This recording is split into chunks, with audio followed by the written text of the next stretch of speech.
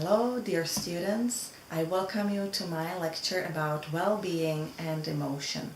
My name is Andrea Rozkovcova and I teach at Technical University of Liberec, and I want to talk a little about well-being in the Czech Republic, and the topic is if well-being can be the result of attaining quality habits.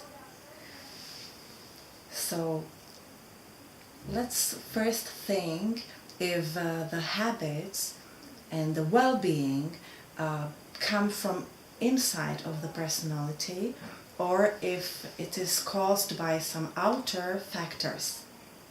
I'm persuaded that it comes from within. And my argumentation is and goes that when you look at rich families around the world, the kids from these families sometimes are not happier than kids from poor families. And even people who live a poor life, like Gandhi or Mother Teresa, were of a very big influence on other people, and they helped other people. And we can say that they were in a state of well-being. So let's move on to another argumentation that goes that we have to think of people who can attain quality habits as people who are mentally relatively healthy and people who have quite high score of intelligence. So we must not, or we have to exclude maybe people who are not able to learn consciously and who are in some ill state of mind. So the people we are going to talk about are mostly relatively mentally healthy people. And the habits that you will read about for yourselves, because they are not going to be in this lecture, but you can read about them later. So these habits are for active and very proactive people. People have to be active, it's very natural, because without your own activity and will, you cannot attain any habits. You have to know what you want, you have to know how you want to do it, and you have to have the will to do it to attain a quality habit. Let's look at the situation in the Czech Republic. This is cross-cultural lecture, so the concept you're going to read about is from America. But in the Czech Republic we need this proactive attitude because our history made people more passive than they used to be before. People during communist time, started to think a little bit differently than before. They thought they were not able to be active, they thought they couldn't change anything because, there was just one party, the Communist Party, and they couldn't think differently. They lost their freedom and they moved from the social life into private life, and it changed a lot. And if you can't change anything, you can't choose, you don't have any freedom, you stop being so active and you become a little bit passive and you learn to be helpless. Today the situation is changed because we are 24 years after revolution, but still the transgenerational transfer of ideas and maybe even the feelings and the atmosphere in the society is still here.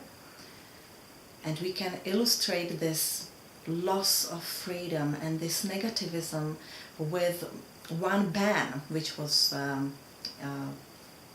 present in the communist time, and that was the ban of gatherings. People couldn't gather or get together more than 3 people in the public place, because if there were more people than 3, the policeman came and asked people, "Why are you here? What are you doing here? What's the purpose of your gathering?" So people even couldn't meet to change anything. So, but let's get back to our topic of attaining quality habits, because I really think that people in the Czech Republic need it because of the reasons I mentioned. So what do we have in the Czech Republic? We have a lot of institutions to help people to spend a quality life, leisure time, to help people who are in need of help. We have mother clubs, etc., etc. But the problem is not in the society and maybe organizations and institutions, but it's inside the people, that they don't grab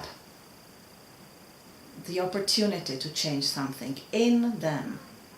So they still expect someone else to change something for them. And that's necessary to change. And that's the aim which I have.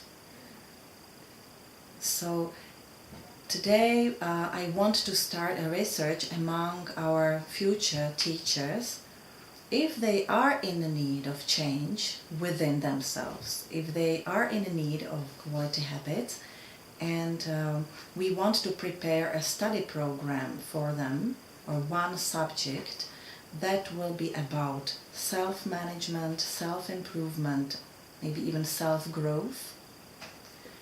And it will be based on the concept that originates in your country, in the USA. And the author of this concept is Stephen R. Covey, and you can read the habits in his book, The 7 Habits of Highly Effective People, which is really an influential book. And I will just leave it to yourselves to evaluate or to say for yourselves if it's really so independent and if it is possible to use cross-culturally, because Stephen Covey says that it is, and that you can use this concept of habits in all spheres of life. Maybe one last thing to say about what you're going to read, that it's very important to tell your students and to tell people around you about the habits, to become a teacher. If you become a teacher, you change your role and you become a better expert on the habits. And that's what Stephen R. Covey recommends to us, and even the John Comenius recommended. And I think that it's important that we work with the students on the obstacles that come into their attaining the habits, and that's what I do with my students. And we speak about what keeps them from being more active, from being a better communicator, etc. And they, the students, with time, understand the relevance of the habits, and some of them incorporate the habits in their lives. And my aim is that all the students incorporate the habits in their lives. Thank you for your attention.